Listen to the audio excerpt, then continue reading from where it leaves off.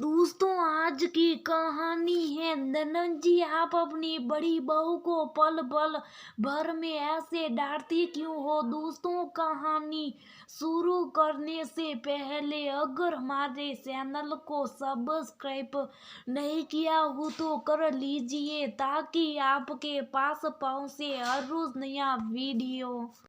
शिल्पा के देवर की जब से शादी तय हुई थी तब से उसकी सासू माँ नीना जी का व्यवहार बहुत बदल गया था।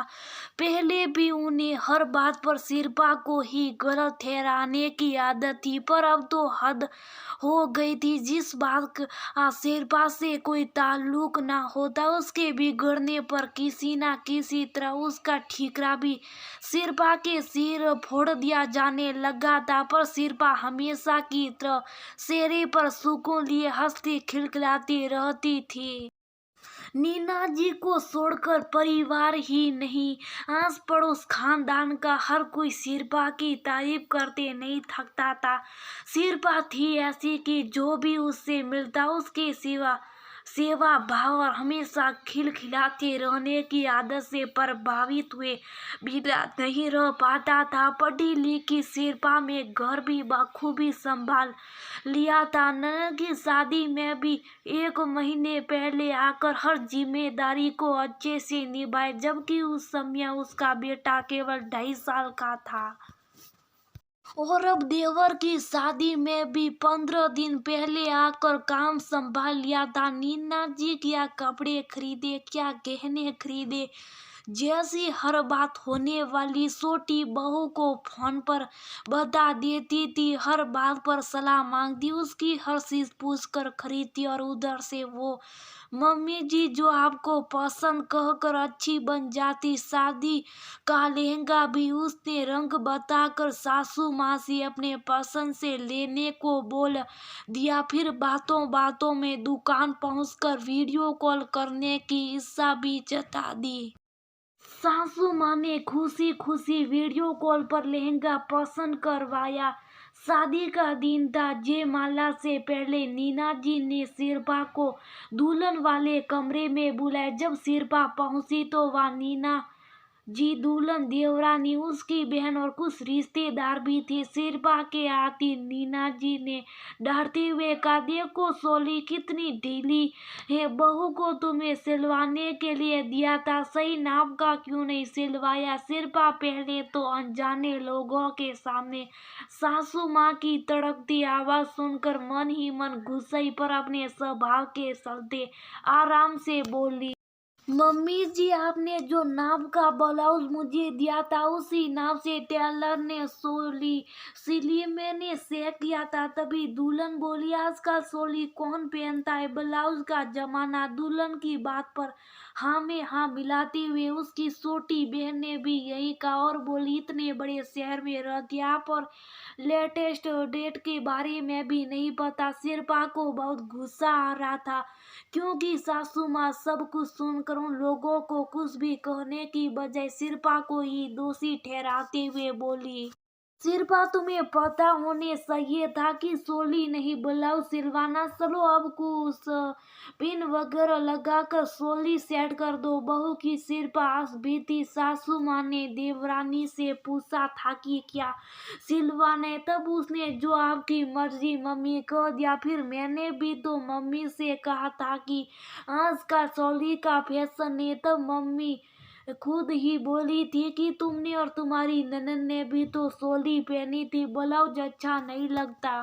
आजकल तो लहंगों के दुपट्टे भी नेट के जीने से होते, पूरा पेट दिखता है। दुल्हन मैडम पार्लर वाली साथ लाई थी, फिर उसी से सोली क्यों नहीं सेट नहीं करवाई? इतना सीन क्रिएटिव करके वो क्या जताना चाह रही थी? सिर्फ समझ चुकी थी उसके सिर पर सासू माँ का कृपा हस्त और दया दृष्टि थी, जिसे वो इनकेस कर रही थी।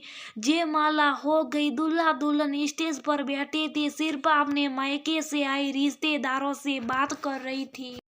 तभी सासू माँ ने आकर डांटते हुए कहा, अरे तुम यहाँ खड़ी बातें बना रही हो, मैं कब से विपिन शिल्पा का पति को ढूंढ रही हूँ, जाकर देखो किस तरफ। इस बार सड़क का बाहर टूट गया तो सिरपा बोली, मम्मी जी मुझे क्या पता विपिन जी कहाँ हैं, अपने दोस्तों के साथ खड़े होंगे, जाकर देख लीजिए। सुनकर नीना जी बोली, मेरे साथ चलो, काम है शादी वाले दिन। सिरपा सब कुछ बिन बोले ये सोचकर बर्दाश्त करती रही कि 2-3 दिन की और बातें फिर अपने घर चली जाऊंगी। जितना साइलाज लड़ा एक दूसरे से सासू माँ और उनकी बहू दुल्हन। अगले दिन घर में बहू के आने के बाद की रस्में हो रही थी। पूरे दिन मेहमानों और रिश्तेदारों की सेवादारी सिरपा खिलखिलाकर करती रही। उसके चेहरे से कोई नहीं जान सकता था कि उसके दिल में कितना तूफान चल रहा था। बिन गलती के अपमान सहना और चुप रहना खुद के लिए कितनी बड़ी सजा थी। अपने स्वभाव के चलते ज्यादा जवाब देना तो उसे नहीं आता था, पर रोकर दिल का गुबार निकाल मन हल्का करने की फुर्सत भी नहीं मिल पा रही थी। शाम को सभी को चाय देकर जैसे ही सिरपा खुद चाय पीने बैठी तभी सासू माँ ने आकर बोला, अरे तुम यहाँ चाय पी रही हो। छोटी को चाय नहीं दी, मेहमानों को कुछ नाश्ता पानी दिया। मम्मी जी सुबह से काम में लगी थी, सिर दर्द था तो अब चाय पी रही हूँ। छोटी बहू को भी दे दिया है, सुबह से शाम तक कई बार कुछ ना कुछ उसे खाने को देती रही हूँ, विश्वास ना हो तो खुद जाकर खिलाते रहे।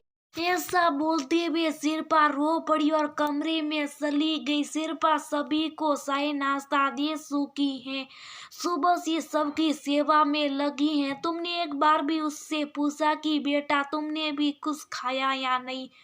मैं जब से आई हूँ यही देख रही हूँ कि तुम हर बात पर उसे फटकारती हो।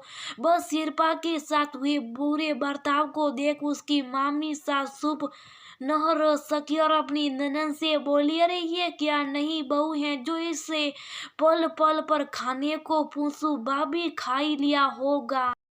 अपनी बड़ी भाभी की बात के जवाब में नीना जी बोली। सिरपा वहां से उठकर कमरे में चली गई थी, उसके पीछे उसकी मामी सास भी चली गई। सिरपा कमरे में जाकर खूब रो रही थी, उसे चुप कराते हुए मामी जी बोली, बहुत चुप रहकर बिन गलती अपमान सहने की भी एक सीमा होती है, उसको तुम जितना बढ़ाती जाओगी सामने वाला तुम्हारे प्रति उतना ही अपना व्यवहार बुरा करता जाएगा। नीना मेरी ननद ने उसके स्वभाव से मैं वाकिफ हूँ, वो हुक्म चलाने की आदि है, छोटी बहू से अधिक लाड़ प्यार एक दिन उसके लिए मुसीबत खड़ी करेगा। मैं हैरान हूँ कैसे चेहरे पर आए दुख उदासी के भावों को तुम आसानी से खिलखिलाकर ढक लेती हो। मन के गुबार को केवल रोकर नहीं बल्कि आवाज देकर अपना पक्ष रखना भी सीखो। सबके सामने नहीं पर अकेले में अपनी सास से बात करो, उन्हें बताओ कि तुम्हारे आत्म सम्मान को ठेस ना पहुंचाए। जी मामी जी मेरी गलती है जो बिन गलती के डांट सुनकर भी अब ना पक्ष नहीं रखती। मेरी तरह हर स्त्री चेहरे के दुख को हंसी के मुखौटे से ही तो छुपाती है। मैं अब ऐसा नहीं करूंगी। सिरपा मामी जी के गले लग कर बोली,